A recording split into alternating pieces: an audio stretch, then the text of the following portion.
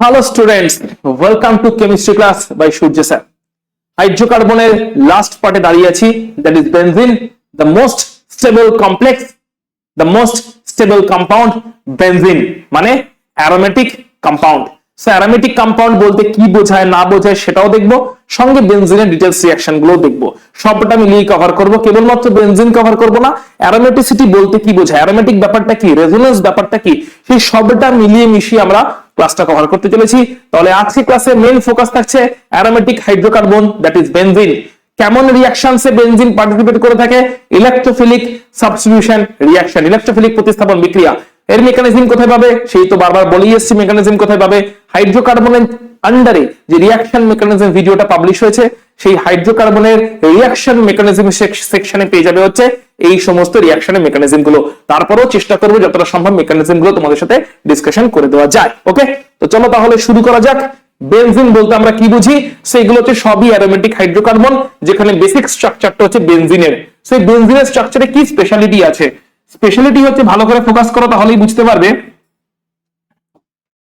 Speciality এটা আছে বেনজিনের পুরো স্ট্রাকচারটাতে যে এখানে alternately single and double bond আছে। দেখো, double single double single double single. এবং এখানে যে রেজোনেন্স হয়, সেই রেজোনেন্সটা আবার কেমন করে হয়? এখানে রেজোনেন্স যখন হয় তখন দেখো বুঝতে পারবে এই পাই বন্ড গুলো মুভ করে, এটা এখানে আসে, এটা এখানে যায়, এটা এখানে আসে, এটাকেই বলি আমরা রেজোনেন্স। এর ফলে নতুন পজিশনে নতুন নতুন পাই বন্ড গুলো চলে আসে। অর্থাৎ বেনজিনের বেসিক স্ট্রাকচারটা একই রকম আছে, কিন্তু পাই বন্ডের দেখো পজিশন গুলো এখন চেঞ্জ হয়ে গেছে। সো এইভাবে যে রেজোনেন্স চলতে থাকে, এটাও আবার চেঞ্জ হয়, যে আগের পজিশনে ফেরত আসে, এটাও আবার এখানে যায়, এটা এখানে আসে, এটা এখানে আসে, দিয়ে এটা আবার আগের পজিশনে ফেরত চলে আসে। তার মানে ক্লিয়ারলি দেখতে পাচ্ছি বেনজিনের মধ্যে রেজোনেন্স হয়, যে রেজোনেন্সের জন্য দুর্বল ভাবে আবদ্ধ পাই বন্ড গুলোর এরকম ভাবে কন্টিনিউয়াস ডিলোকালাইজেশন চলতে থাকে। কি চলতে থাকে? কন্টিনিউয়াস ডিলোকালাইজেশন, কন্টিনিউয়াস ডিলোকালাইজেশন চলতেই থাকে। যেহেতু কন্টিনিউয়াস ডিলোকালাইজেশন চলতেই থাকে, সো এটাকে আমরা বলি হচ্ছে এখানে রেজোনেন্স হয়েছে। কন্টিনিউয়াস ডিলোকালাইজেশনের থ্রু দিয়ে যে রেজোনেন্সটা হয়, তার জন্য বেনজিনের মধ্যে একটা এক্সট্রাঅর্ডিনারি স্টেবিলিটি আসে, অতিরিক্ত স্থায়িত্ব আসে, স্টেবিলিটি আসে বেনজিনের মধ্যে।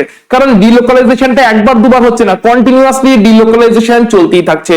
তার জন্য রেজোনেন্সের মাধ্যমে ডিলোকালাইজেশন চলতেই থাকছে বলে একটা স্থায়িত্ব চলে আসছে, যে স্থায়িত্বটাকে আমরা বলে থাকি অ্যারোমেটিসিটি। তাহলে বেনজিন বা বেনজিনের মতন, বেনজিন বা বেনজিনের রিংটাকে ইনক্লুড করে বাকি সমস্ত মলিকিউল গুলো সবগুলোই হচ্ছে অ্যারোমেটিক কম্পাউন্ড। এরা হচ্ছে বেনজিনয়েড অ্যারোমেটিক কম্পাউন্ড।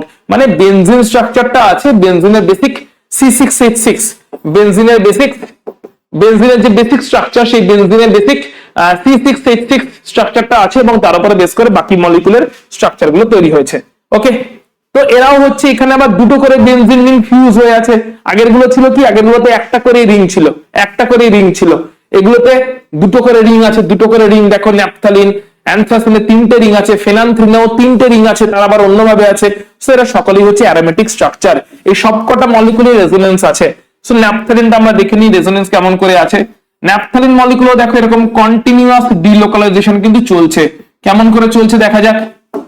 সো ন্যাপথালিন মলিকুলও দেখো ভালো করে, এই বেনজিন রিং এর সঙ্গে ওই দিকের বেনজিন রিং, দুটোই বেনজিন রিং, কেমন করে ডিলোকালাইজেশন চলছে ভালো করে ফোকাস করার চেষ্টা করো। দেখো, এই বন্ডটা এখানে আসতে পারে, তার জন্য এই বন্ডটা এখানে যেতে পারে, তার জন্য এই বন্ডটা ওদিকে যাবে, এটা এখানে আসবে, এটা আবার এখানে আসবে। তার মানে একটা রিং এর মধ্যে না, দুটো রিং জুড়ে পুরোপুরি ভাবে কন্টিনিউয়াস ডিলোকালাইজেশন চলতে থাকছে। দুটো রিং জুড়ে পুরোপুরি ভাবে এখানে কন্টিনিউয়াস মানে ক্রমাগত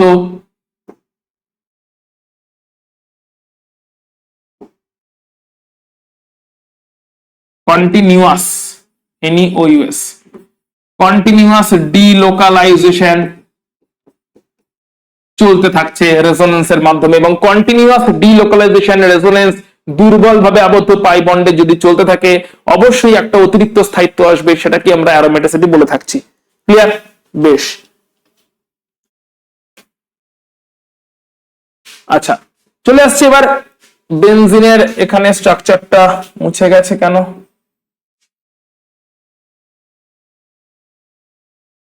এই ঠিক আছে, সেটা হচ্ছে বেনজিনের ক্যানোনিক্যাল ফর্ম, দেখতেই পাচ্ছি একটু আগে ড্র করেছি।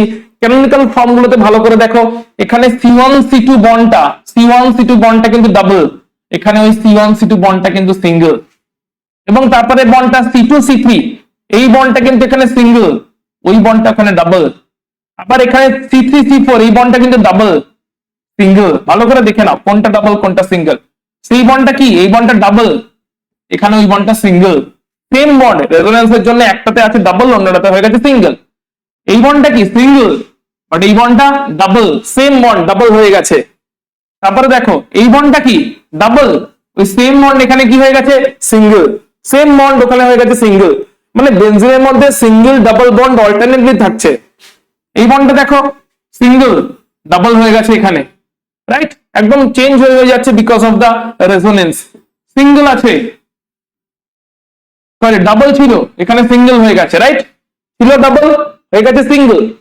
এটা দেখো সিঙ্গেল হয়ে গেল ডাবল, ছিল সিঙ্গেল হয়ে গেল ডাবল। সো ক্লিয়ারলি দেখতে পাচ্ছি বেনজিনের মধ্যে কেমন করে রেজোনেন্স চলছে এবং double bond single bond alternately move করে যাচ্ছে। তাহলে যদি বলা হয় বেনজিনের কার্বন কার্বন বন্ড গুলোর নেচার কি, আমাদের বলতে হবে কার্বন কার্বন বন্ড, বেনজিনের কার্বন কার্বন বন্ড এটা কি সিঙ্গেল বন্ড, না। এটা কি ডাবল বন্ড, না।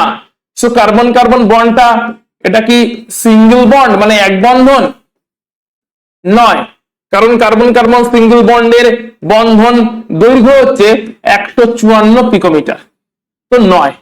এটা কি carbon carbon double bond, carbon carbon double bond, সেটাও নয়। বেনজিনের বন্ডটা কি কার্বন কার্বন ডাবল বন্ড, সেটাও নয়, কারণ কার্বন কার্বন ডাবল বন্ডের বন্ড লেংথ হচ্ছে, বন্ধন দৈর্ঘ্য হচ্ছে 134 পিকোমিটার। তাহলে বেনজিনের বন্ধন দৈর্ঘ্যটা কেমন, বেনজিনের মধ্যে কার্বন কার্বন বন্ধন দৈর্ঘ্য হচ্ছে 139 পিকোমিটার এবং সবগুলোই 139 পিকোমিটার। বেনজিনের মধ্যে কার্বন কার্বন বন্ধন দৈর্ঘ্য হচ্ছে 139 পিকোমিটার। তাহলে এটা তো ডাবল বন্ড, এটা তো হওয়ার কথা ছিল 134, এটা হওয়ার কথা ছিল 134, সিঙ্গেল বন্ড হওয়ার কথা ছিল 154, কিন্তু দেখা গেল না তো 134 না তো 154, সবকটাই হচ্ছে 139। অর্থাৎ বেনজিনের মধ্যে কার্বন কার্বন বন্ড গুলো হচ্ছে আংশিক দ্বিবন্ধন বা আংশিক ডাবল বন্ড বা আংশিক পার্শিয়াল ডাবল বন্ড।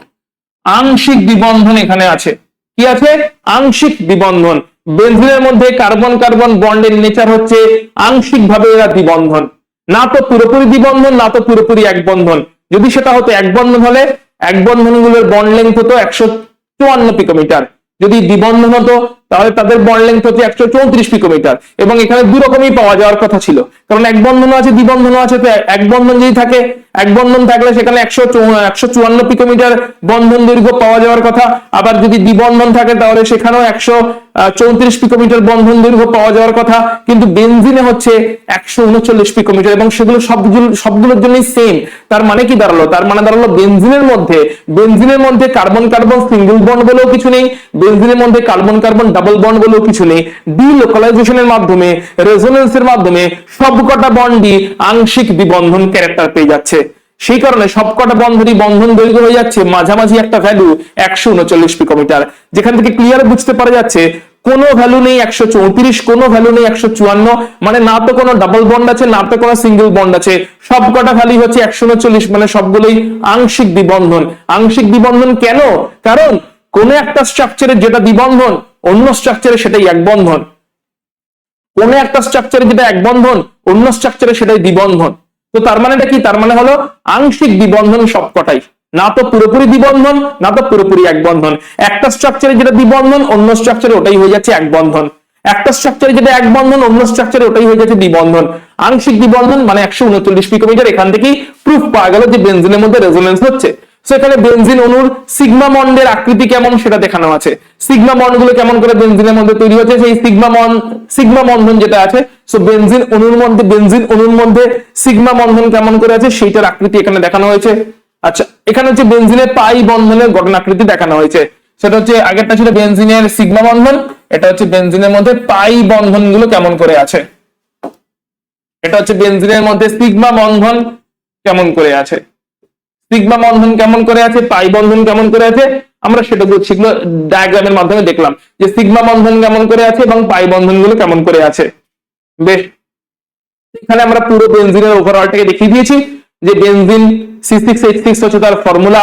সেখানে এরকম রেজোনেন্স স্ট্রাকচার দেখতে পাওয়া যায়। বেনজিনের ফর্মুলা কি, বেনজিনের ফর্মুলা হচ্ছে C6H6। সেখানে এরকম রেজোনেন্স দেখতে পাওয়া যায়। এগুলো হচ্ছে সিগমা বন্ধনের স্ট্রাকচার, এগুলো পাই বন্ধনগুলো এরকম করে থাকে। এবং যেহেতু সবসময় ডিলোকালাইজেশন হচ্ছে, সবসময় পাই বন্ধনগুলো ঘুরছে, এক জায়গা থেকে অন্য জায়গায় দুর্বল ভাবে আবদ্ধ থাকার জন্য এক জায়গা থেকে অন্য জায়গাতে মুভ করে যাচ্ছে, তাই বেনজিনের মাঝখানে এই পাই বন্ডের মুভমেন্টটাকে বোঝানোর জন্য একটা রিং করে দেওয়া হয়। বেনজিনের মাঝে রিংটা কেন, ওই রিংটা বোঝাচ্ছে পাই বন্ধনগুলো সবসময় ঘুরতে থাকছে, পাই বন্ধনগুলো সবসময় ঘুরতে থাকছে। কারেক্ট।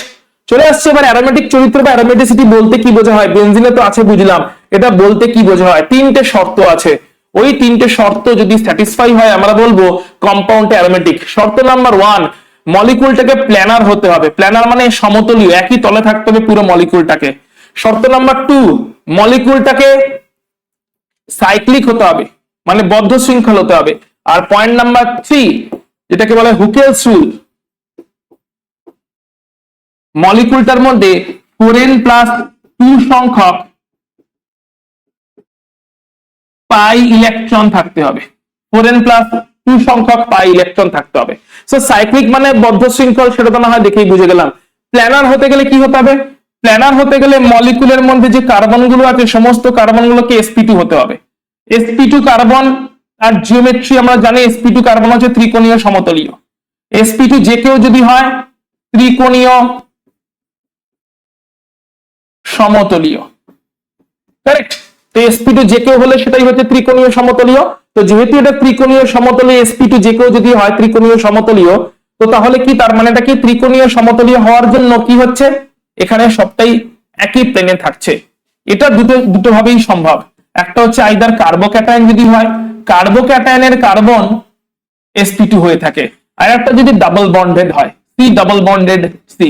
সো ডাবল বন্ডেড মানে কার্বন গুলো যেগুলো পাই বন্ডেড কার্বন, সেগুলো হয়ে যাচ্ছে তোমার sp2। ক্লিয়ার। তাহলে sp2 কার্বন দুরকম হতে পারে। sp2 কার্বনের মধ্যে একটা কার্বন হচ্ছে ডাবল বন্ডেড কার্বন, অথবা হতে পারে কার্বোক্যাটায়ন কার্বন। এই দু রকমের মধ্যে যে কোনো একরকম কার্বন যদি হয়, তাহলে সেই কার্বনটা তোমার হবে হচ্ছে, সেই কার্বন দুজনের মধ্যে যদি যে কোনো একজন হয়, তাহলে সেই কার্বন ঘটিত যৌগটা হবে প্ল্যানার। যৌগটাকে সাইক্লিক বা বদ্ধ শৃঙ্খল হতে হবে, আর হুকেল রুল ফলো করতে হবে। ওকে, তাহলে এটা হচ্ছে আমাদের তিনটে সিচুয়েশন। আমরা প্রথমে বেনজিনকে দেখে নিই, বেনজিন কি এই শর্তগুলো ফলো করে। আমরা প্রথমে বেনজিনে দেখে নেব, তারপরে দেখবো যে বাকি আর কে কি আছে।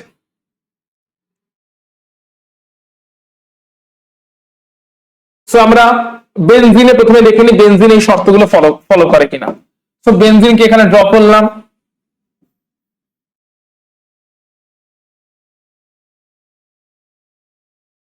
বেনজিনকে আমরা ড্র করলাম।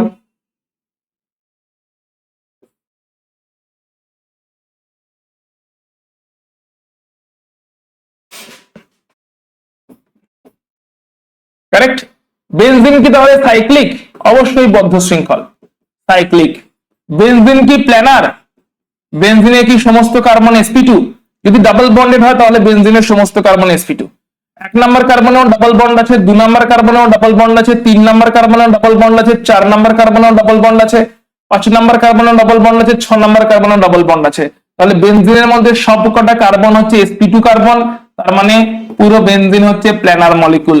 বেনজিনে পাই বন্ধন কতগুলো আছে? 3টে পাই বন্ড, মানে 6টা পাই ইলেকট্রন। 6 পাই ইলেকট্রন আছে, 6টা পাই ইলেকট্রন আছে। আচ্ছা, 6 কে কি 4n+2 ফর্মে লেখা যায়? 6 পাই ইলেকট্রন তাকে কি লেখা যায় 4 × 1+2, যেখানে n এর ভ্যালু হচ্ছে 1? ডেফিনেটলি লেখা যায়। তাহলে কতগুলো পাই ইলেকট্রন? পাই বন্ধন বলিনি, পাই বন্ধন জোড় বলিনি, পাই ইলেকট্রন বলেছি। তাহলে না তো বললাম পাই বন্ধন, না তো বললাম পাই বন্ধন, না তো বললাম পাই বন্ধন জোড়, পাই বন্ধনও বললাম না, পাই ইলেকট্রন জোড়ও বললাম না, পাই ইলেকট্রন। তাহলে 3টে পাই বন্ড আছে, 3টে পাই বন্ড মানে 6টা পাই ইলেকট্রন আছে। 6টা পাই ইলেকট্রন, একে কি আমরা 4n+2 ফর্মে লিখতে পারি? হ্যাঁ, 4 × 1+2 ফর্মে 6 কে এক্সপ্রেস করা যাচ্ছে, যেখানে n এর ভ্যালু হচ্ছে 1। তাহলে বেনজিন হুকেলের সূত্র ফলো করে গেল। তাহলে এই তিনটে শর্ত যে ফলো করে তাকে আমরা অ্যারোমেটিক বলে থাকি, তাই বেনজিন হচ্ছে অ্যারোমেটিক। এবং বেনজিন হবে হচ্ছে হাইলি স্টেবল, অতিরিক্ত সুস্থিত। বেনজিনের মধ্যে অতিরিক্ত সুস্থিতি থাকবে। বেনজিন তাহলে কি দাঁড়াচ্ছে? বেনজিন দাঁড়াচ্ছে তাহলে হাইলি স্টেবল। হাইলি স্টেবল মানে বেনজিন হচ্ছে অতিরিক্ত সুস্থিত। So benzene highly stable, benzene হচ্ছে অতিরিক্ত সুস্থিত, এবং সেই কারণেই তার কারণগুলো কি? বেনজিন সাইক্লিক, বেনজিন প্ল্যানার, এবং বেনজিনে 4 × 1 + 2 that is 6 pi electrons are present. তাহলে যারা এই শর্ত ফলো করছে তারা সকলেই অ্যারোমেটিক। বেনজিন ফলো করেছে তাই বেনজিন অ্যারোমেটিক। এছাড়া আর কারা কারা কেউ ফলো করতে পারে? আমরা দুই একটা আরো বেনজিন তো দেখলাম, এইটাকে দেখে নি। সো এই মলিকিউলটা কি সাইক্লিক? হ্যাঁ, বদ্ধ শৃঙ্খল মানে সাইক্লিক। এই মলিকিউলটা কি প্ল্যানার? সবকটা sp2 হলে ডেফিনেটলি প্ল্যানার হবে। সো চেক করা যাক। 1 নাম্বার কার্বনে ডাবল বন্ড আছে sp2, 2 নাম্বার কার্বনে ডাবল বন্ড আছে sp2, 3 নাম্বার কার্বনে ডাবল বন্ড নেই কিন্তু কার্বোক্যাটায়ন আছে, সো ডেফিনেটলি sp2। তাহলে sp2 কার্বন সবগুলোই, কার্বোক্যাটায়ন কার্বন হলে sp2 বা ডাবল বন্ডেড কার্বন হলে sp2। তাহলে 1 2 3 সবগুলোই sp2। এন্ড নেক্সট হচ্ছে কতগুলো পাই ইলেকট্রন আছে? পাই বন্ড একটাই আছে মানে 2 পাই ইলেকট্রন, দুটো পাই ইলেকট্রন আছে, কারণ বন্ড তো একটাই আছে মানে দুটো পাই ইলেকট্রন আছে। 2 কে কি 4n+2 ফর্মে এক্সপ্রেস করা যায়? ডেফিনেটলি যায়, যেখানে n এর ভ্যালু হচ্ছে 0। n যদি 0 হয় তাহলে 4n+2 হয়ে যায় হচ্ছে 2। n যদি 0 হয় তাহলে 4n+2 হয়ে যায় 2। তাহলে 4n+2 ফর্মে যেহেতু এক্সপ্রেস করা গেছে, তার মানে এটাও তোমার অ্যারোমেটিক, কারণ তিনটে শর্তই পূরণ করছে। ক্লিয়ার? পরেরটা দেখা যাক পরেরটা অ্যারোমেটিক কিনা। এটা কি সাইক্লিক? ডেফিনেটলি সাইক্লিক, বদ্ধ শৃঙ্খল। এটা কি প্ল্যানার? দেখা যাক। 1 number carbon, 2 number carbon, 3 number carbon, 4 number carbon, 5 number carbon. So 1 নম্বরে ডাবল বন্ড আছে sp2, 2 নম্বরে ডাবল বন্ড আছে sp2, 3 নম্বর কিন্তু কার্বন আয়ন, এটা কিন্তু sp3। 3 নম্বর কার্বন আয়ন, ওটা কিন্তু sp3। তার মানে 3 নম্বর কার্বন আর sp2 হলো না, তার মানে একটা কার্বন যদি sp2 না হয় তাহলে সেটা প্ল্যানার হলো না, এটা হয়ে গেল তাহলে নন প্ল্যানার। নন প্ল্যানার হয়ে গেলেই মলিকুলার অ্যারোমেটিক থাকবে না, হয়ে যাবে নন অ্যারোমেটিক। এটাতে পাই ইলেকট্রন যাই থাক না কেন, হতে পারে 4n+2 পাই ইলেকট্রন আছে, হতে পারে 4n+2 পাই ইলেকট্রন নেই, কিন্তু পাই ইলেকট্রন যাই থাক না কেন মলিকিউলটা নন প্ল্যানার হয়ে যাচ্ছে, কারণ এই কার্বনটা 3 নাম্বার কার্বনটা হয়ে যাচ্ছে sp3। sp3 হলে কার্বনটা প্ল্যানার হবে না, একই প্লেনে থাকবে না। লাস্ট এটাকে দেখে নেওয়া যাক। এটা কি সাইক্লিক? No doubt cyclic. এটা কি প্ল্যানার? সবকটা কার্বনকে sp2 হতে হবে। সো 1 নম্বরেও আছে হচ্ছে 1 নম্বরে আছে ডাবল বন্ড, 2 নম্বরে আছে ডাবল বন্ড, 3 নম্বরে আছে ডাবল বন্ড, 4 নম্বরে আছে ডাবল বন্ড, 5 নম্বরে কার্বোক্যাটায়ন তাই ডাবল বন্ড, কার্বোক্যাটায়ন তাই sp2, 6 নম্বরেও ডাবল বন্ড, 7 নম্বরেও ডাবল বন্ড। তাহলে সবকটা কার্বনের ডাবল বন্ডের জন্য sp2, আর একটাতে কার্বোক্যাটায়ন আছে, আমরা একটু আগেই দেখেছি কার্বোক্যাটায়ন থাকলে সেটাও sp2, ডাবল বন্ড থাকলে সেটাও sp2, তাই এটা হচ্ছে sp2। তার মানে প্ল্যানার তো অবশ্যই। কতগুলো পাই ইলেকট্রন আছে? 3টে পাই বন্ড মানে 6 পাই ইলেকট্রন। 6 পাই ইলেকট্রনকে তো আরামসে আমরা 4n+2 ফর্মে এক্সপ্রেস করে দিতেই পারি। 6 পাই ইলেকট্রনকে তো আমরা আরামসে 4n+2 ফর্মে এক্সপ্রেস করে দিতেই পারি, মানে এই মলিকিউলটা হয়ে গেল অ্যারোমেটিক। তাহলে নিশ্চয়ই বুঝে গেলে অ্যারোমেটিক মলিকিউল কারা হতে চলেছে। তাহলে অ্যান্টি অ্যারোমেটিক যৌগ কারা হবে? যারা ওই শর্তগুলো পূরণ করবে না, মেইনলি তারা। যেখানে কিনা হুকেল রুলে যেটা বলেছে 4n+2 পাই ইলেকট্রন থাকবে, তার জায়গায় ওটা হয়ে যাবে 4n পাই ইলেকট্রন। অ্যান্টি অ্যারোমেটিকের তাহলে শর্ত কি? নাম্বার 1 শর্ত হচ্ছে অ্যান্টি অ্যারোমেটিক হতে গেলেও সাইক্লিক হতে হবে, দ্যাট ইজ বদ্ধ শৃঙ্খল। এটাকেও প্ল্যানার হতে হবে, দ্যাট ইজ সমস্ত কার্বন কিন্তু sp2 হতে হবে। sp2 হওয়ার জন্য আইদার কার্বোক্যাটায়ন কার্বন হতে হবে। প্ল্যানার হওয়া মানেই হচ্ছে sp2 কার্বন, আর sp2 কার্বন হওয়া মানে হচ্ছে আইদার কার্বোক্যাটায়ন কার্বন অথবা হচ্ছে আইদার কার্বোক্যাটায়ন কার্বন অথবা হচ্ছে ডাবল বন্ড C কার্বন। ঠিক আছে? তাহলে আইদার সাইক্লিক হতে হবে, আইদার সাইক্লিক হতে হবে অথবা প্ল্যানার হতে হবে, আইদার সাইক্লিক অথবা প্ল্যানার। সাইক্লিক হোক বা প্ল্যানার হোক, তার সঙ্গে হতে হবে কার্বোক্যাটায়ন কার্বন অথবা C ডাবল বন্ডেড C, তাহলেই sp2 হবে। আর 3 নাম্বার শর্তটা হচ্ছে এখানে 4n পাই ইলেকট্রন থাকতে হবে, 4n পাই ইলেকট্রন থাকতে হবে, 4n সংখ্যক পাই ইলেকট্রন থাকতে হবে। 4n+2 ছিল ওখানে, এখানে 4n। তো সেই শর্ত অনুযায়ী চলো এটাকে চেক করে দেখি।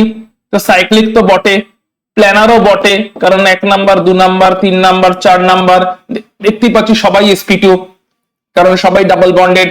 সো 1 2 3 4 সবেতেই ডাবল বন্ড আছে, মানে sp2 মানে প্ল্যানার। কিন্তু পাই ইলেকট্রন কতগুলো আছে? পাই ইলেকট্রন আছে দেখো 4টে, 4 পাই ইলেকট্রন। 4 পাই ইলেকট্রন মানে 4 into 1, দ্যাট ইজ 4n, তাই না? 4n সংখ্যক পাই ইলেকট্রন, অর্থাৎ 4n সংখ্যক পাই ইলেকট্রন মানে 4 পাই ইলেকট্রন আছে এখানে, 4 into 1। তার মানে ক্লিয়ারলি এটা কি? তাহলে এখানে আমরা বলতে পারছি পাই ইলেকট্রন কতগুলো আছে? পাই ইলেকট্রন আছে হচ্ছে এখানে 4 pi electron, which is equal to 4 into 1 pi electron, যেটা কিনা তোমার অ্যান্টি অ্যারোমেটিসিটির শর্ত। So 4 pi electron, that is 4 into 1 pi electron, যেখানে n এর ভ্যালু হচ্ছে 1। n এর ভ্যালু কত? n এর ভ্যালু হচ্ছে 1, কারেক্ট। তাহলে এটা হয়ে যাচ্ছে আমাদের অ্যান্টি অ্যারোমেটিক। এটাও দেখো, এখানেও দেখতে পাচ্ছি সাইক্লিক, সাইক্লিকের সঙ্গে প্ল্যানার এবং তার সঙ্গে হচ্ছে cyclic planner 4n pi electron আছে। দেখো 1 number, 2 number, 3 number, 4 number, 5 number, তাই তো? 1 2 3 4 5।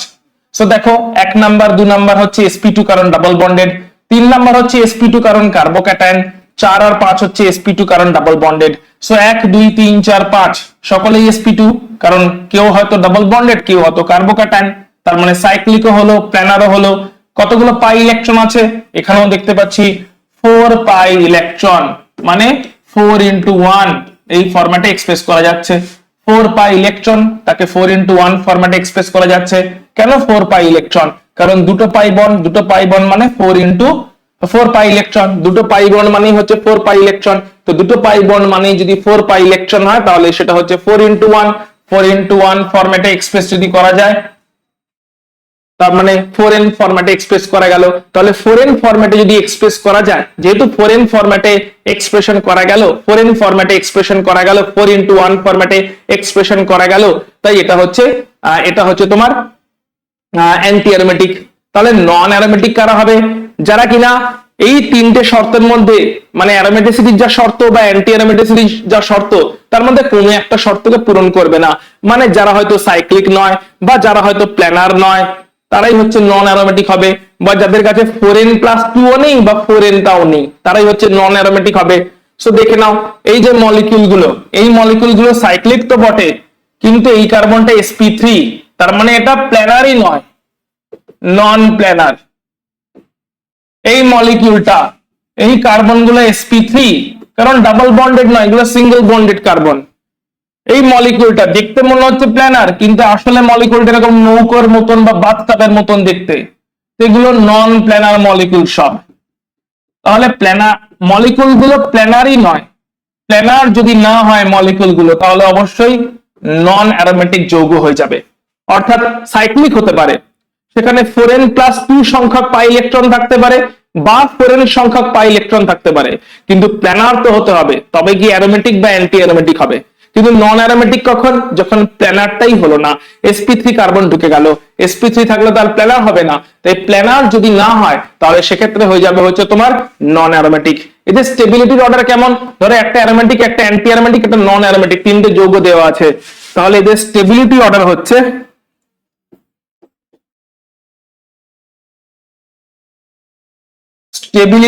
হচ্ছে সব থেকে বেশি স্টেবল হচ্ছে অ্যারোমেটিক। অ্যারোমেটিক সব থেকে বেশি স্টেবল, তারপর হচ্ছে নন অ্যারোমেটিক, আর লাস্টে হচ্ছে অ্যান্টি অ্যারোমেটিক।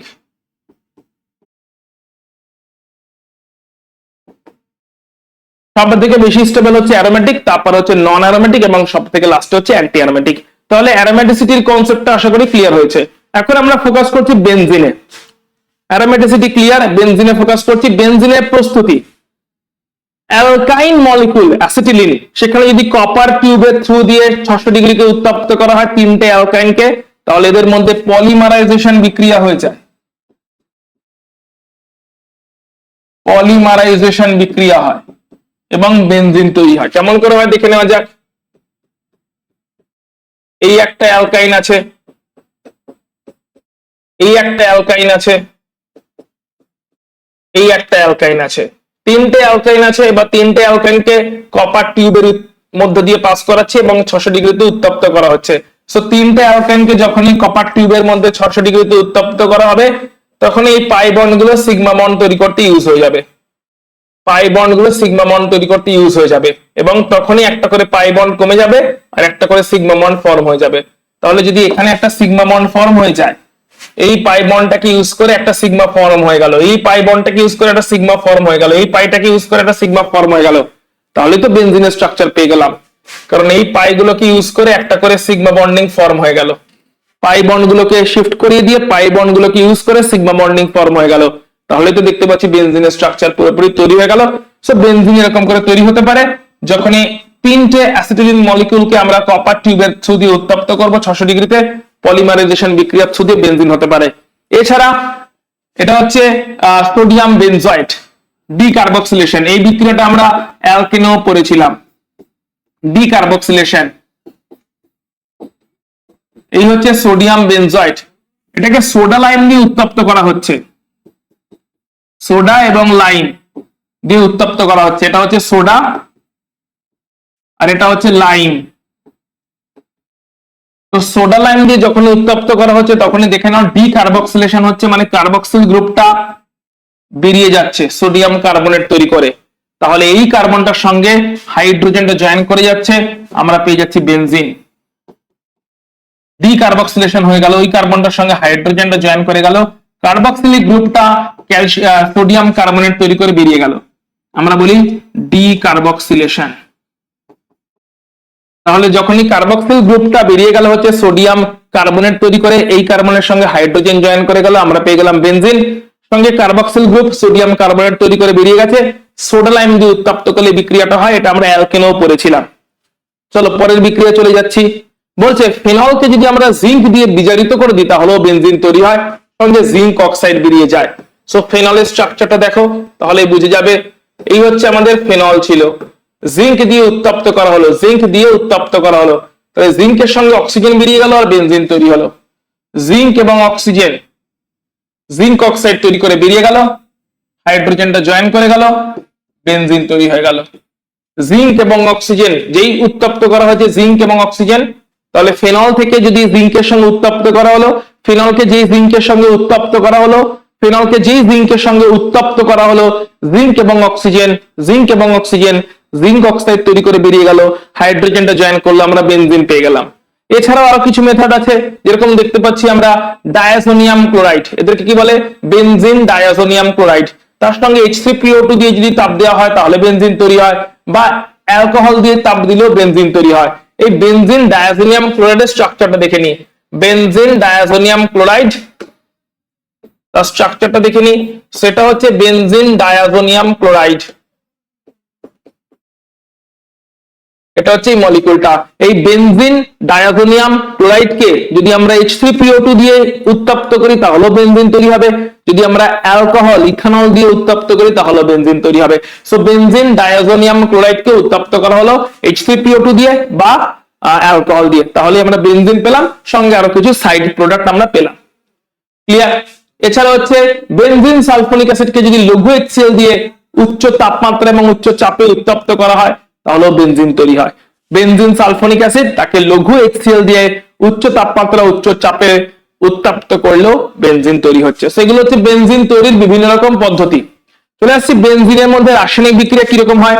বেনজিনের রাসায়নিক বিক্রিয়ার মধ্যে মেন রাসায়নিক বিক্রিয়া হচ্ছে বেনজিনের ইলেকট্রোফিলিক সাবস্টিটিউশন রিঅ্যাকশন। তো মেকানিজমটা তার কেমন করে হয় দেখবো, তার আগে বিক্রিয়া একটা দুটো দেখে নিই। যেরকম বেনজিনে যদি হ্যালোজেন অ্যাড করা হয়, সঙ্গে Fe চূর্ণ বা FeCl3 আছে বা অনাগ্রহ LCl3 আছে বা FeBr3 আছে ব্রোমিনেশন করলে, তাহলে ক্লোরিনেশন করলে FeCl3 আছে, ব্রোমিনেশন করলে FeBr3 আছে, এদেরকে কি বলা হয়? এদেরকে বলা হয় হ্যালোজেন ক্যারিয়ার। বেসিক্যালি এরা ক্যাটালিস্ট। এবার হ্যালোজেন ক্যারিয়ার মানে অ্যাজ ইফ হ্যালোজেনটাকে বহন করে নিয়ে যাচ্ছে, হ্যালোজেনটাকে বেনজিন অবধি বহন করে নিয়ে যাচ্ছে হ্যালোজেন বাহক, সেগুলো হচ্ছে সবই হ্যালোজেন বাহক, বা আমরা বলতে পারি হ্যালোজেন ক্যারিয়ার। ক্লিয়ার? তাহলে বেনজিনের সঙ্গে বেনজিনের সঙ্গে ক্লোরিনেশন বা ব্রোমিনেশন করছি, FeCl3 বা FeBr3 দিয়েছি, হ্যালোজেন বাহক দিয়েছি। তারপর দেখতে পাচ্ছি বেনজিনের এখানে তো সবগুলোতে তো হাইড্রোজেন ছিল, তো একটা কার্বন থেকে হাইড্রোজেন রিপ্লেস হয়ে যাচ্ছে, আর সেইখানে বেসিক্যালি কি হচ্ছে দেখো, ক্লোরিনটা ঢুকে পড়ছে। সেই দেখো HCl বেরিয়ে গেল আর ক্লোরিন ঢুকে পড়লো। সো দিয়েছিলাম Cl2 মলিকিউল, বেনজিনে হাইড্রোজেন গুলো ছিল, হাইড্রোজেন গুলোর মধ্যে যে কোনো একটা হাইড্রোজেনের সঙ্গে ক্লোরিনটা বেরিয়ে যাবে অ্যাজ HCl, আর অন্য ক্লোরিনটা ঢুকে যাবে। এখানেও তাই হবে। বেনজিন মানে কি, বেনজিন ছিলই মানে হচ্ছে হাইড্রোজেন ছিল, সো বেনজিনের 6টা কার্বনে 6টা হাইড্রোজেন আছে, যে কোনো একটা হাইড্রোজেনের সঙ্গে একটা ব্রোমিন বেরিয়ে যাবে HBr হয়ে, আর অন্য ব্রোমিনটা জয়েন করে যাবে। যে কোনো একটা ব্রোমিনের সঙ্গে হাইড্রোজেনটা বেরিয়ে যাবে অ্যাজ HBr, অন্য ব্রোমিনটা জয়েন করে যাবে, আমরা পেয়ে যাবো ব্রোমোবেনজিন। তাহলে এই রিঅ্যাকশন গুলো হচ্ছে কিভাবে, ইলেকট্রোফিলিক সাবস্টিটিউশনের থ্রু দিয়ে। একই রকম ভাবে HNO3 দিয়ে যদি আয়োডিনেশন করা হয়, সো হাইড্রোজেন বেরোচ্ছে, আয়োডিন ঢুকছে, হাইড্রোজেন বেরোচ্ছে, আয়োডিন ঢুকছে। আচ্ছা, এবার এই বিক্রিয়াগুলোতে ইলেকট্রোফাইলটা কি তৈরি হচ্ছে সেটা জানতে হবে, দেখে নাও ভালো করে, কারণ এগুলো হচ্ছে সবই ইলেকট্রোফিলিক সাবস্টিটিউশন রিঅ্যাকশন। তো সো ইলেকট্রোফাইলটা কি তৈরি হচ্ছে দেখো ভালো করে। FeCl3 নিয়েছি, সঙ্গে ক্লোরিন আছে, তাই তো? FeCl3 আর ক্লোরিন এদের মধ্যে বিক্রিয়া হয়ে FeCl4 মাইনাস তৈরি হচ্ছে, আর সঙ্গে Cl প্লাস। এটাই হচ্ছে ইলেকট্রোফাইল, যেটা যে Cl প্লাসটা কিন্তু অ্যাকচুয়ালি জয়েন করছে বেনজিনে।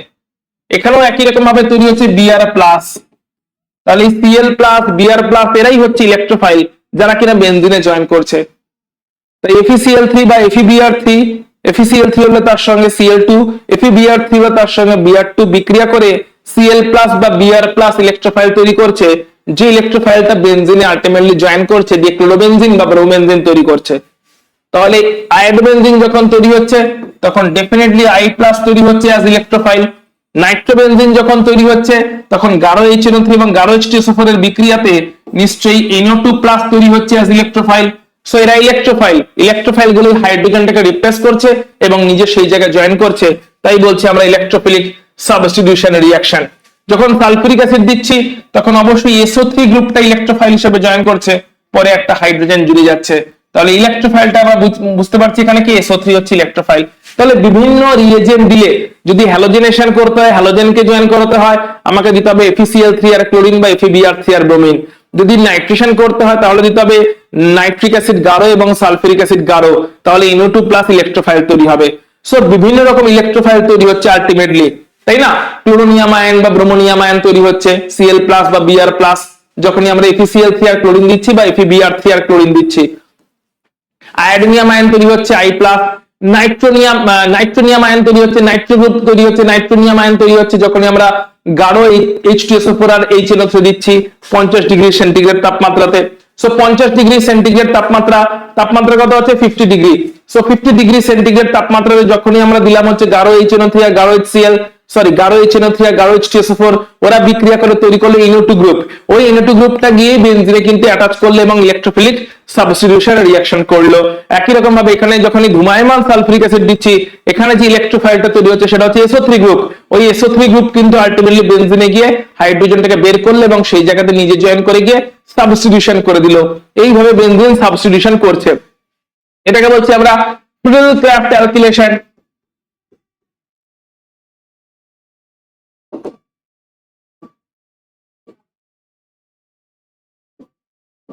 ফ্রিডল-ক্রাফট অ্যালকিলেশন। আমরা বিক্রিয়াগুলোর নামগুলো দেখে নিই, আমরা কি নাম দেবো বলো?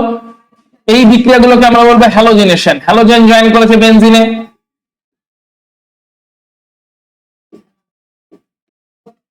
বেনজিনে হ্যালোজেন জয়েন করেছে, বেনজিনে হ্যালোজেন জয়েন করার জন্য আমরা বলবো হ্যালোজেনেশন।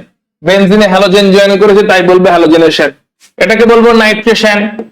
বেনজিনে NO2 গ্রুপ জয়েন করেছে, নাইট্রেশন। বেনজিনে সালফোনিক অ্যাসিড গ্রুপ জয়েন করেছে, sulphonation. Sulphonic acid group join করেছে বেনজিনে সালফোনিক অ্যাসিড গ্রুপ জয়েন করেছে, সালফোনেশন। বেনজিনে অ্যালকিল গ্রুপ জয়েন করছে তাই অ্যালকিলেশন। ইলেকট্রোফাইলটা কেমন করে তৈরি হচ্ছে দেখো, এই তো আছে CH3Cl, এর সঙ্গে অনার্দ্র AlCl3 বিক্রিয়া করে, অনার্দ্র AlCl3 AlCl4 তৈরি করে বেরিয়ে যায়। সো Cl-টাকে নিয়ে অনার্দ্র AlCl3 বেরিয়ে যাবে, Cl- টাকে নিয়ে অনার্দ্র AlCl3 বেরিয়ে যাবে, তাহলে মিথাইল কার্বোক্যাটায়ন তৈরি হবে, যেটা হচ্ছে ইলেকট্রোফাইল। সো আমরা ইলেকট্রোফাইলকে পেয়ে গেছি। এই মিথাইল কার্বোক্যাটায়ন যে ইলেকট্রোফাইল হিসেবে বিহেভ করছে, এই methyl carbocation as a electrophile কি করছে, বেনজিনের হাইড্রোজেনকে রিপ্লেস করছে এবং সেখানে নিজে জয়েন করে যাচ্ছে। আমরা পেয়ে যাচ্ছি হচ্ছে মিথাইল বেনজিন বা টলুইন। তাহলে ইলেকট্রোফাইলটা তৈরি হলো, ইলেকট্রোফাইলটা বেনজিনের একটা হাইড্রোজেনকে বের করলো এবং নিজে সেখানে জুড়লো, অ্যালকেল জুড়ে গেল, তাই বলছি অ্যালকিলেশন। একই রকম ভাবে হতে পারে Friedel craft acylation, Friedel craft acylation. Acylation মানে অ্যাসাইল গ্রুপ জুড়বে। তাহলে আগে জানতে হবে অ্যাসাইল গ্রুপ কাকে বলে। এই গ্রুপটাকে বলা হয় অ্যাসাইল গ্রুপ। CH3CO একে বলে অ্যাসাইল গ্রুপ। তো CH3CO Cl অ্যাসাইল ক্লোরাইড ছিল, এর সঙ্গে আবার একই রকম ভাবে অনাদ্র LCl3 বিক্রিয়া করেছে, Cl- টা বেরিয়ে গেছে as AlCl4-, তাহলে বাকি অ্যাসাইল কার্বোক্যাটায়ন তৈরি হয়ে গেছে। এই হচ্ছে আমাদের ইলেকট্রোফাইল। এবার এই অ্যাসাইল ইলেকট্রোফাইল বেনজিন থেকে একটা হাইড্রোজেনকে রিপ্লেস করে দিচ্ছে আর সেই জায়গা নিজে জয়েন করে যাচ্ছে।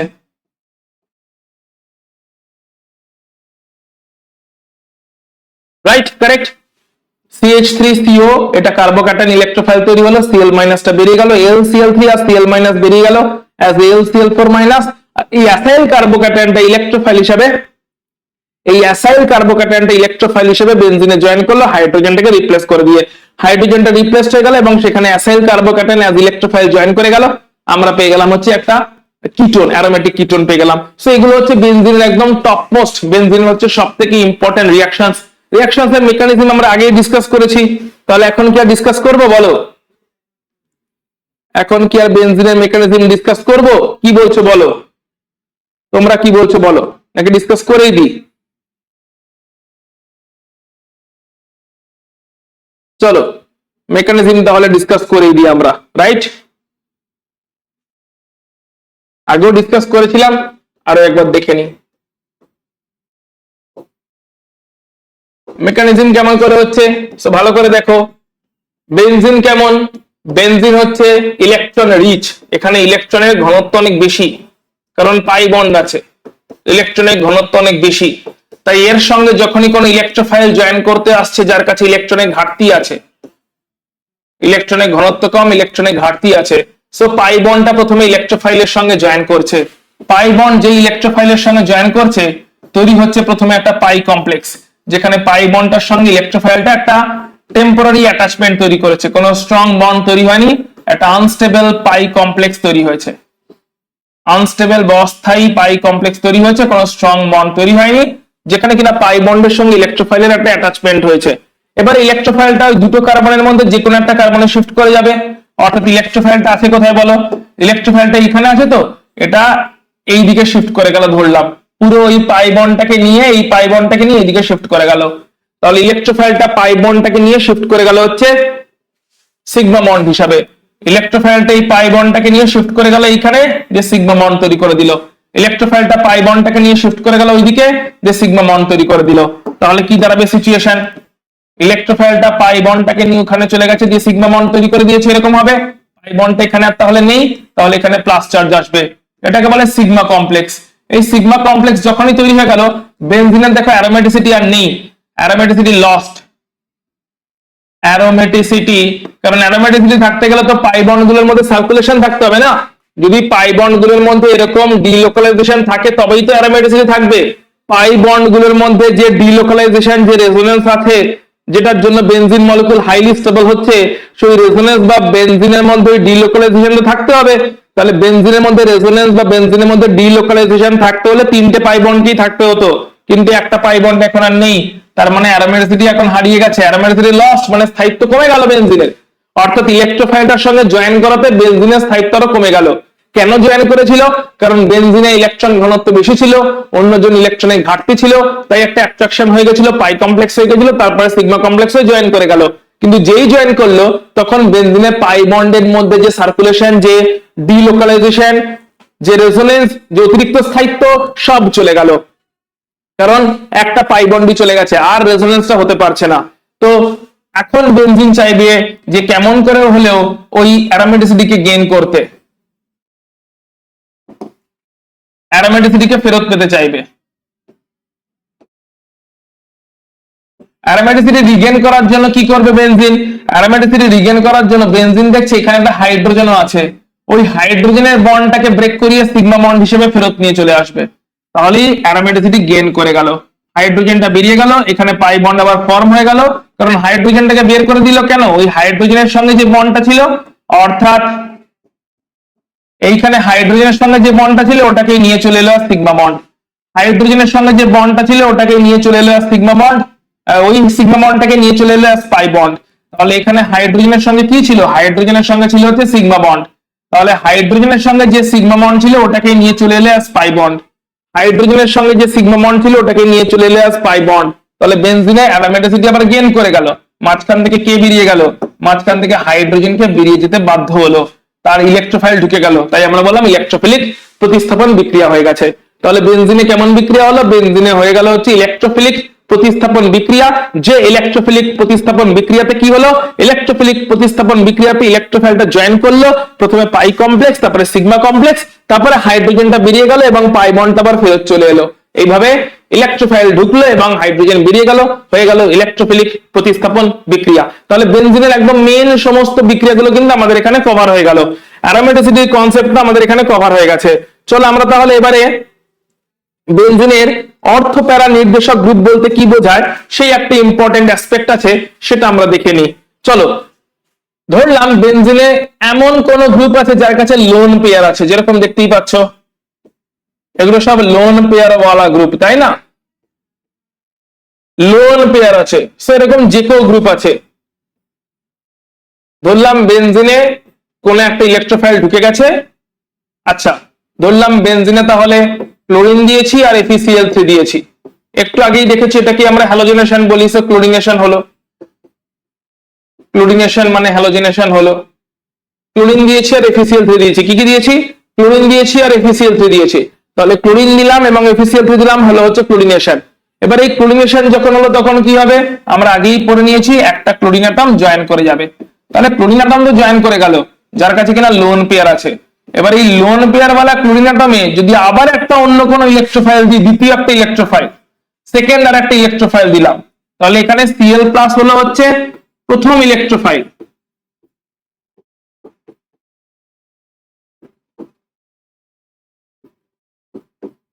Cl+ হলো হচ্ছে এখানে প্রথম ইলেকট্রোফাইল, তাই না, Cl+ কি হলো, Cl+ হলো হচ্ছে এখানে প্রথম ইলেকট্রোফাইল। তাহলে ক্লোরিন দিয়েছি, FeCl3 দিয়েছি, ক্লোরিন এবং FeCl3 দেওয়াতে ক্লোরিন এবং FeCl3 দেওয়াতে হচ্ছে ক্লোরিনেশন, তৈরি হয়েছিল ক্লোরোনিয়াম আয়ন, Cl+ প্রথম ইলেকট্রোফাইল, সে না হয় যে কোনো একটা পজিশনে জয়েন করে গেছে, 6টা পজিশনের মধ্যে যে কোনো একটা পজিশনে জয়েন করে গেছে, কেমন করে জয়েন করেছে সেই মেকানিজম একটু আগে আমরা দেখেছি।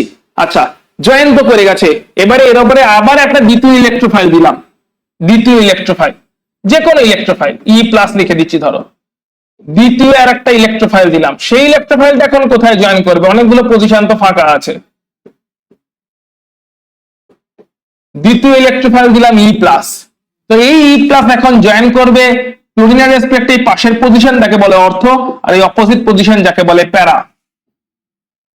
অর্থাৎ দ্বিতীয় ইলেকট্রোফাইলটা কিন্তু ক্লোরিনের রেসপেক্টে এই অর্থতে জয়েন করবে এবং আরো একটা যৌগ তৈরি হবে যেখানে কিনা ক্লোরিনের রেসপেক্টে প্যারাতে জয়েন করবে দ্বিতীয় ইলেকট্রোফাইলটা, তো দুটো যৌগ তৈরি হবে, মিক্সচার অফ প্রোডাক্ট তৈরি হবে, অর্থ এন্ড প্যারা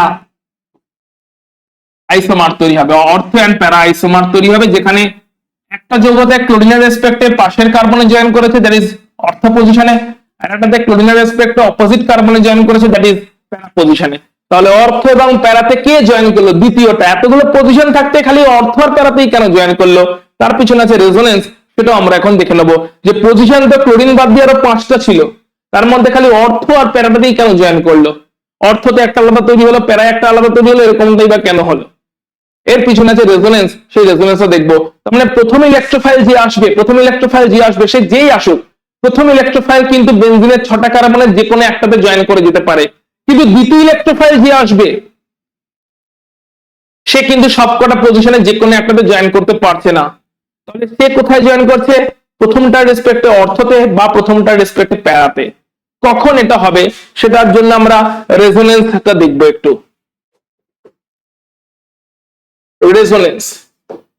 সো এমন কোন গ্রুপ যাদের প্লাস আর এফেক্ট আছে, অর্থাৎ লোন পেয়ার আছে, যার থ্রু দিয়ে রেজোনেন্স করে, ক্লোরিন হতে পারে, ব্রোমিন হতে পারে, যে কেউ আছে, তো আমরা জেনারেল ধরে নিচ্ছি জেড, এমন কোন একটা গ্রুপ আছে যার কাছে লোন পেয়ার আছে, এই লোন পেয়ারটা রেজোনেন্স কেমন করে করছে দেখো, লোন পেয়ারটা এখানে আসছে, তার জন্য এই পাই বন্ডটা এই কার্বনে ডিলোকালাইজ করে যাচ্ছে। তাহলে লোন পেয়ার এখানে এলো মানে ডাবল বন্ড তৈরি হলো, লোন পেয়ারটা নেই তাই প্লাস চার্জ তৈরি হলো, এখানের পাই বন্ড এখানে ডিলোকালাইজ করে গেছে মাইনাস চার্জ তৈরি হলো। আশা করছি ক্লিয়ার। কি হলো একবার জাস্ট দেখে নাও, এইখানে লোন পেয়ার ছিল, লোন পেয়ারটা এখানে এসেছে পাই বন্ড তৈরি করার জন্য, তার জন্য এইখানে পাই বন্ডটা মাইনাস চার্জ হয়ে এদিকের কার্বনে উঠে গেছে। লোন পেয়ারটা এখানে এসেছে পাই বন্ড তৈরি করার জন্য, তাই এখানে যে পাই বন্ডটা ছিল সেটা মাইনাস চার্জ হয়ে এখানে উঠে গেছে।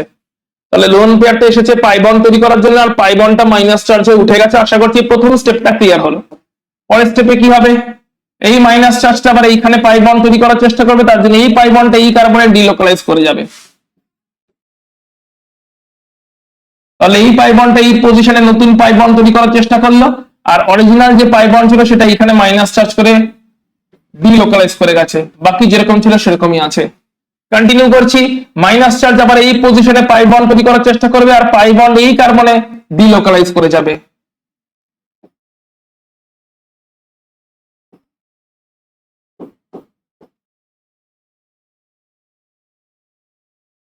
এরকম ক্যানোনিক্যাল ফর্ম বা রেজোনেটিং স্ট্রাকচার তৈরি হবে। এন্ড ফাইনালি পাই বন্ড আবার এখানে আসবে আর এই পাই বন্ড লোন পেয়ার হিসেবে মালিকের কাছে ব্যাক করে যাবে।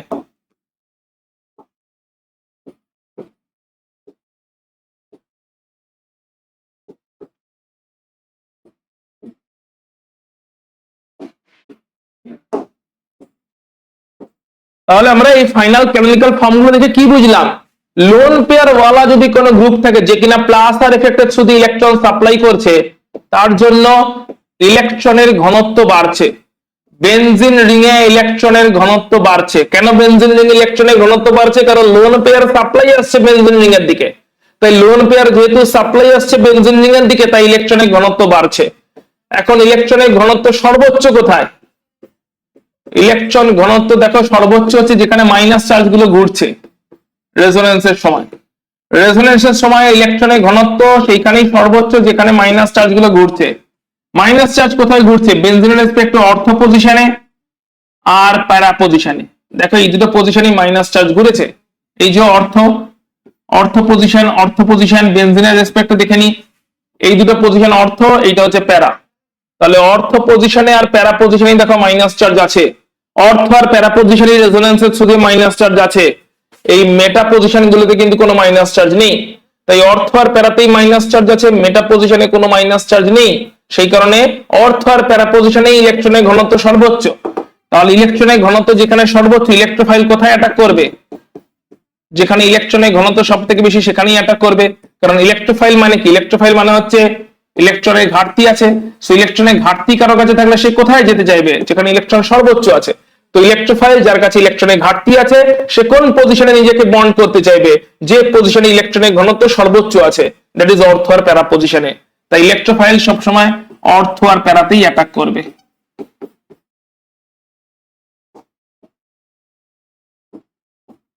ইলেকট্রোফাইল সবসময় অর্থ এবং প্যারাতেই অ্যাটাক করবে। তাই ইলেকট্রোফাইল গুলো যতগুলো কেস দেখলাম, ক্লোরিন, ব্রোমিন, যতগুলো আমরা ইলেকট্রোফাইল সাবস্টিটিউশন রিঅ্যাকশন দেখলাম, সবকটা ইলেকট্রোফিলিক সাবস্টিটিউশন রিঅ্যাকশনে যদি লোন পেয়ার কেউ থেকে থাকে তাহলে এরকম রেজোনেন্স হবে, যার জন্য অর্থ আর প্যারাতে কি আসবে? ইলেকট্রনের ঘনত্ব আসবে। তাই দ্বিতীয় ইলেকট্রোফাইলের কাছে আর কোনো অপশন নেই, দ্বিতীয় ইলেকট্রোফাইল বাধ্য হবে অর্থ আর প্যারাতেই গিয়ে অ্যাটাকটা করতে। যেরকমটা আমরা এখানে অলরেডি দেখতে পাচ্ছি যে প্রথম ইলেকট্রোফাইলটা যে কোনো জায়গায় ঢুকতে পারে, কিন্তু দ্বিতীয় ইলেকট্রোফাইল যে আসবে তার কাছে কোনো অপশন নেই, কারণ এই অর্থ পজিশন আর প্যারা পজিশনেই মাইনাস চার্জের ঘনত্ব বেশি। রেজোনেন্সের ছবি একটু আগেই দেখলাম। তাই অর্থ আর প্যারা পজিশনে যেহেতু মাইনাস চার্জের ঘনত্ব বেশি, তাই দ্বিতীয় ইলেকট্রোফাইল এই অর্থ আর প্যারা পজিশনে নিজেকে বন্ড করাবে। অর্থ পজিশনে একটা আইসোমার তৈরি হবে, প্যারাতে একটা আইসোমার তৈরি হবে। প্যারা আইসোমারটা বেশি স্টেবল এবং সেই কারণে মুখ্য। প্যারা আইসোমারটা হচ্ছে সিমেট্রিক্যাল, তাই বেশি স্টেবল। দেখতেই পাচ্ছ সিমেট্রিক্যাল, ওইদিকে একটা এদিকে একটা 180 ডিগ্রি অপোজিটে গ্রুপ গুলো আছে। সো যেহেতু 180 ডিগ্রি অপোজিটে গ্রুপ গুলো আছে, তাই সিমেট্রিক্যাল, তার জন্য বেশি স্টেবল, তার জন্য এটা মুখ্য প্রোডাক্ট তৈরি হবে। এবারে চলে আসছি তাহলে আর কি হতে পারে? মেটা নির্দেশক গ্রুপ। যেমন দেখো প্রথমে ধরো ফেনলের প্রেজেন্সে, ফেনল আছে, ফেনলের প্রেজেন্সে তো ঢুকে গেল হচ্ছে, আচ্ছা এটা ফেনল, এটা অর্থ প্যারা, এটা মেটাটা হবে না, এটা অর্থ প্যারা হতো। ঠিক আছে, তাহলে দেখো কি হয়েছে, ফেনল প্রথমে ঢুকে গেছে। তাহলে ফিনলের কাছে দেখো চেক করে লোন পেয়ার কি আছে, হ্যাঁ লোন পেয়ার আছে। তাহলে লোন পেয়ার গ্রুপ কেমন এফেক্ট শো করে, লোন পেয়ার গ্রুপ প্লাস আর এফেক্ট শো করে। এখানে কি আছে, অ্যালকিল আছে, অ্যালকিল গ্রুপ কেমন এফেক্ট শো করে, প্লাস আই এফেক্ট শো করে। তাহলে প্লাস আর এফেক্ট বা প্লাস আই এফেক্ট এরকম এফেক্ট যদি আসে, তাহলে কোন কোন পজিশনে ইলেকট্রনের ঘনত্ব বেশি, অর্থ আর প্যারাতে ইলেকট্রনের ঘনত্ব বেশি। কোন কোন পজিশনে ইলেকট্রনের ঘনত্ব বেশি, অর্থ আর প্যারাতে ইলেকট্রনের ঘনত্ব বেশি। তাই এখন দ্বিতীয় একটা নিউক্লিওফাইল ইলেকট্রোফাইল যদি আসে, দ্বিতীয় ইলেকট্রোফাইল মানে এখান থেকে আসছে NO2 প্লাস, নাইট্রিক অ্যাসিড দিচ্ছি, তার জন্য তৈরি হচ্ছে NO2 প্লাস। এখানে ক্লোরিন এবং FeCl3 দিচ্ছি, তার জন্য তৈরি হচ্ছে Cl প্লাস। এই দ্বিতীয় ইলেকট্রোফাইলের কাছে অপশন কি আছে, এই অর্থ আর প্যারাতেই জুড়তে হবে, এটাই অপশন আছে না। তো অর্থ জুড়েছে আর প্যারা জুড়েছে, অর্থ জুড়েছে আর প্যারা জুড়েছে, প্যারাটা মুখ্য প্রোডাক্ট তৈরি হবে ইউজুয়ালি, কারণ আমরা সিমেট্রিক্যাল, সিমেট্রিক্যাল বলে বেশি স্টেবল, বেশি স্টেবল বলে মুখ্য। সিমেট্রিক্যাল, প্যারাগুলো কি, প্যারাগুলো হচ্ছে সিমেট্রিক্যাল, সিমেট্রিক্যাল হওয়ার জন্য এরা স্থায়িত্ব বেশি, আর স্থায়িত্ব বেশি হওয়ার জন্য এরা মুখ্য প্রোডাক্ট হিসেবে তৈরি হবে প্যারাগুলো। ক্লিয়ারলি বুঝতে পারলে এটা মেটা নয়, ঠিক আছে। এখানে আমরা প্যারাটাই দেখছি, অর্থ আর প্যারাই দেখছি। তাহলে এমন কোন গ্রুপ যদি বেনজিনে থেকে থাকে, এমন কোন গ্রুপ যদি বেনজিনে থেকে থাকে যে কিনা প্লাস আর এফেক্ট বা প্লাস আই এফেক্ট দেখায়, প্লাস আর এফেক্ট বা প্লাস আই এফেক্ট দেখায়, অর্থাৎ ইলেকট্রন ডোনেট করে, তাহলে অর্থ আর প্যারা পজিশনে মাইনাস চার্জের ডেনসিটি বেশি হয়।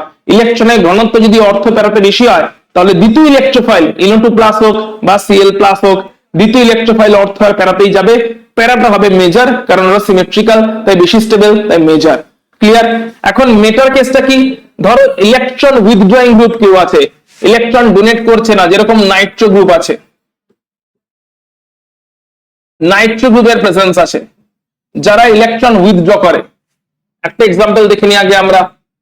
একই রকম ভাবে ধরো বেনজিন ছিল, প্রথমে আমরা দিলাম হচ্ছে কনসেন্ট্রেটেড HNO3 আর কনসেন্ট্রেটেড H2SO4।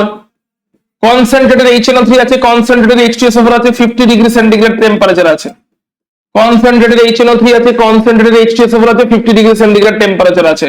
প্রথম ইলেকট্রোফাইল তৈরি হয়ে গেল NO2 প্লাস, এটা হচ্ছে প্রথম ইলেকট্রোফাইল। এটা যে কোনো জায়গায় ঢুকে যাবে, প্রথম ইলেকট্রোফাইল।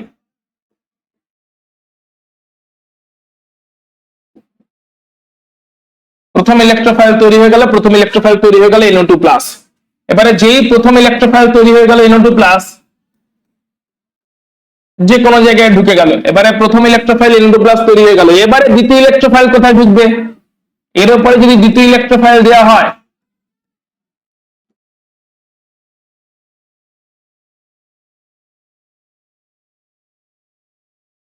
যদি এর উপরে এবার দ্বিতীয় ইলেকট্রোফাইল দেওয়া হয়, তাহলে দ্বিতীয় ইলেকট্রোফাইলটা প্রথম ইলেকট্রোফাইলের রেসপেক্টে মেটা পজিশনে ঢুকবে। তাহলে এখানে আবার NO2 গ্রুপের এমন কি হলো, যার কারণে অর্থ প্যারায় নাই গিয়ে মেটাই গেল। তাহলে যারা হচ্ছে প্লাস আর এফেক্ট দেখায়, প্লাস আর এফেক্ট দেখায় লোন পেয়ার আছে বলে, বা প্লাস আই এফেক্ট দেখায়, ডোনেট করতে পারে, প্লাস আর প্লাস আই এরকম এফেক্ট দেখালে অর্থ আর প্যারাতে ইলেকট্রনের ঘনত্ব বেশি হয়, সেই কারণে অর্থ আর প্যারাতেই দ্বিতীয় ইলেকট্রোফাইলটা যায়। কিন্তু যারা মাইনাস আর দেখায়, মানে ইলেকট্রনকে তুলে নেয়, ইলেকট্রনকে নিজের দিকে অ্যাট্রাক্ট করে নেয়, মাইনাস আর এফেক্ট দেখায়, তো যারা মাইনাস আর এফেক্ট দেখায় তাদের প্রেজেন্সে দ্বিতীয় ইলেকট্রোফাইল কিন্তু মেটা পজিশনে গেল, দ্বিতীয় ইলেকট্রোফাইল মেটা পজিশনে গেল। কেন এরকম হলো, রেজোনেন্সের মাধ্যমে আমরা আবার ব্যাখ্যাটা পাবো।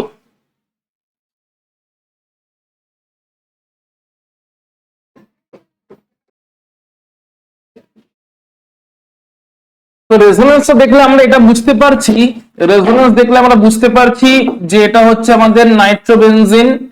দেখে নাও ভালো করে। So this is our nitrobenzene. আচ্ছা, এদিকে ড্র না করো, উল্টো দিকে ড্র করছি যাতে বুঝতে অসুবিধা না হয়।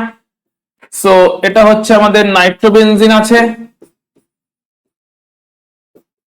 এবারে এই নাইট্রোবেনজিন কেমন গ্রুপ, নাইট্রোবেনজিন হচ্ছে electron withdrawing group, that is minus R effect show করে থাকে, মানে বেনজিন থেকে ইলেকট্রনকে তুলে নিচ্ছে। এবার বেনজিন থেকে যদি ইলেকট্রনকে তুলে নেয় তাহলে কেমন করে তুলছে দেখো ভালো করে, রেজোনেটিং স্ট্রাকচার গুলো দেখো। এই পাই বন্ডটা প্রথমে এখানে মুভ করে গেল, যেই পাই বন্ডটা মুভ করলো সঙ্গে সঙ্গে কি হলো, এখানে চলে এলো পাই বন্ডটা মুভ করে, এবং তার সঙ্গে সঙ্গে এই পাই বন্ডটা মাইনাস চার্জ হয়ে অক্সিজেনে চলে গেল। তাহলে এইখানে যে ভালো করে দেখবে, এইখানে যে পাই বন্ডটা ছিল সেই পাই বন্ডটা এইখানে মুভ করে গেছে, এইখানে পাই বন্ডটা ওইখানে মুভ করে গেছে, তার জন্য এই পাই বন্ডটা অক্সিজেনে শিফট হয়ে গেছে। সো এইখান থেকে একটা পাই বন্ড মুভ করেছে, ডাবল বন্ড হয়ে গেছে এইখানে, আর তার জন্য অক্সিজেনের সঙ্গে যে পাই বন্ডটা ছিল সেটা অক্সিজেনের মাথায় মুভ করে গেছে অ্যাজ মাইনাস চার্জ। তাহলে এটা প্রথম হয়েছে, তার জন্য এখানে এসছে প্লাস চার্জ, এখানে এসছে প্লাস চার্জ, বাকি যেরকম ছিল সেরকমই আছে। কারেক্ট? এটা তাহলে হয়ে গেল প্রথম ক্যানোনিক্যাল ফর্মটা।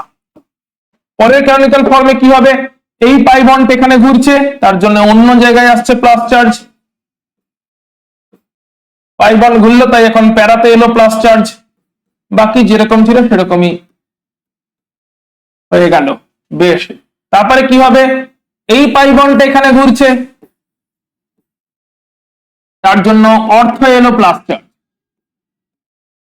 বাকি যেরকম ছিল সেরকমই রয়ে গেল। এন্ড ফাইনালি মাইনাস চার্জটা আবার ব্যাক করে আসছে এন্ড পাই বন্ড রিস্টোরড হয়ে যাচ্ছে।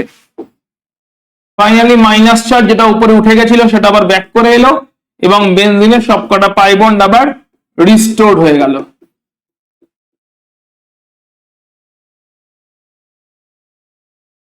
ক্লিয়ার? তাহলে এইভাবে যে রেজোনেন্সটা হলো সেখানে ক্লিয়ারলি কেমন করে মুভমেন্টটা হলো ভালো করে দেখে নাও। মুভমেন্টটা এক্স্যাক্টলি এরকম করে হয়েছে, মুভমেন্টটা এক্স্যাক্টলি এরকম করে হয়েছে। এইখানের পাই বন্ড শিফট হয়েছে, তার জন্য এইখান থেকে পাই বন্ড শিফট হয়েছে। প্রথম মুভমেন্ট, ফার্স্ট মুভমেন্ট এরকম করে হয়েছে। সেকেন্ড মুভমেন্ট কেমন করে হয়েছে? এই পাই বন্ড এখানে এসে গেছে, তার জন্য প্লাস চার্জটা এইখানে শিফট হয়ে গেছে। থার্ড মুভমেন্ট কেমন করে হয়েছে? পাশের পাই বন্ড এখানে এসে গেছে, তার জন্য প্লাস চার্জ এই পজিশনে অর্থতে শিফট হয়ে গেছে। আর লাস্ট মুভমেন্টে কি হয়েছে? এই যে মাইনাস চার্জ সেটা আবার ফেরত এসছে এবং তার জন্য এইখান থেকে পাই বন্ড অ্যাজ ইউজুয়াল বেনজিনে ফেরত চলে এসছে। এই সবকটা মুভমেন্টের কনক্লুশন কি? কনক্লুশন হচ্ছে বেনজিন থেকে ইলেকট্রন চলে গেছে, তাই ইলেকট্রনের ঘনত্ব কিন্তু বেনজিন রিং এ কমে গেল। ইলেকট্রনের ঘনত্ব কিন্তু আর রইল না, কারণ ইলেকট্রনকে টেনে নিচ্ছে না, ইলেকট্রনকে তো নাইট্রো গ্রুপ নিজের দিকে টানছে। সো নাইট্রো গ্রুপ ইলেকট্রনকে নিজের দিকে টেনে নিল, ইলেকট্রনের ঘনত্ব কমে গেল। এবার ইলেকট্রনের ঘনত্ব তো প্রথম কথা কমে গেল, নাইট্রো গ্রুপ কি করলো? নাইট্রো গ্রুপ নিজেকে টেনে নিল। নাইট্রো গ্রুপ কি করলো? নাইট্রো গ্রুপ ইলেকট্রনকে নিজের দিকে টেনে নিল, ঘনত্ব কমে গেল।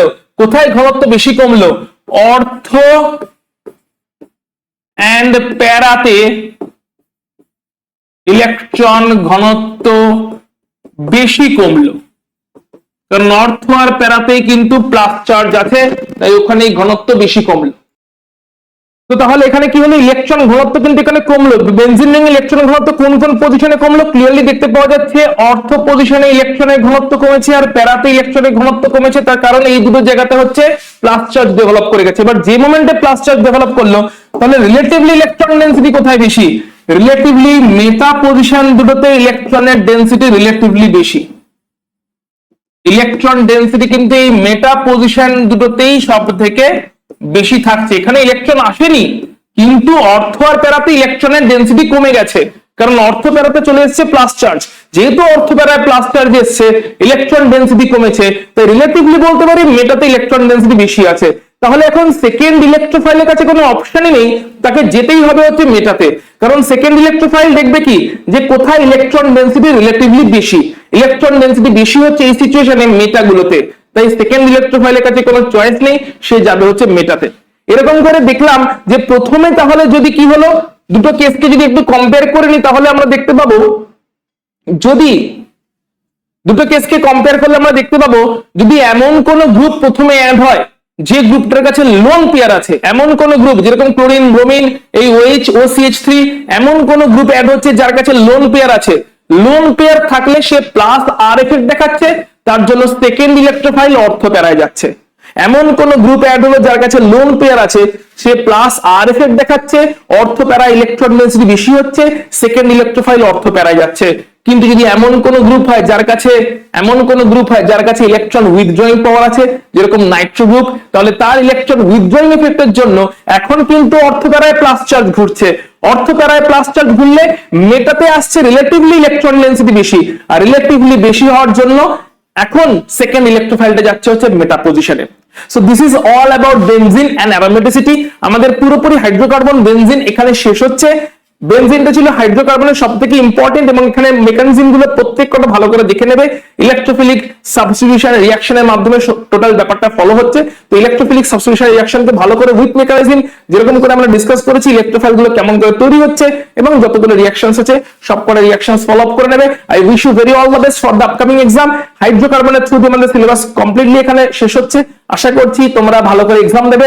এক্সাম কেমন হচ্ছে জানিও, আর কমেন্টস করেও জানাতে পারো, বা যেরকম ভাবে সুবিধা সেরকম ভাবে তোমরা জানাতে পারো। যারা অফলাইন ব্যাচে পড়ছো তারা অফলাইনে আমাকে আলাদা করে জানিও, যারা অনলাইনে পড়ছো তারা কমেন্টের থ্রু দিয়ে তোমাদের এক্সাম কেমন হলো ফাইনালি জানাতে পারো। আর আমরা এর মধ্যে তোমাদের এক্সাম আসার আগে কিছু কোয়েশ্চেন আনসার সেশনস নিয়ে আসবো। সিলেবাসটা তো ভালো করে শেষ হয়ে গেল, প্রপারলি ফলো করো সেটাকে। লাস্ট মোমেন্টে যে সমস্ত কোয়েশ্চেন আনসার সেশন গুলো থাকবে সেই কোয়েশ্চেন আনসার গুলো প্রপারলি একটু দেখো, যাতে আনসার কেমন করে, কারণ এখন সাবজেক্টিভ এক্সামস এর ব্যাপার, এটা তো অবজেক্টিভ এক্সাম না। তো সাবজেক্টিভ এক্সামস এর জন্য কেমন করে আনসার লিখতে হবে সেই টেকনিকটা একটু ইম্পর্টেন্ট থাকছে। কোয়েশ্চেন আনসার সেশন যেটা শুরু হবে সেটাতে তোমরা একটু ফলো করো, তাহলে আনসার লেখার টেকনিক গুলো সম্পর্কে একটু আইডিয়া পেয়ে যাবে। ওকে, চলো তাহলে আজকে ক্লাস আমরা এখানে শেষ করছি।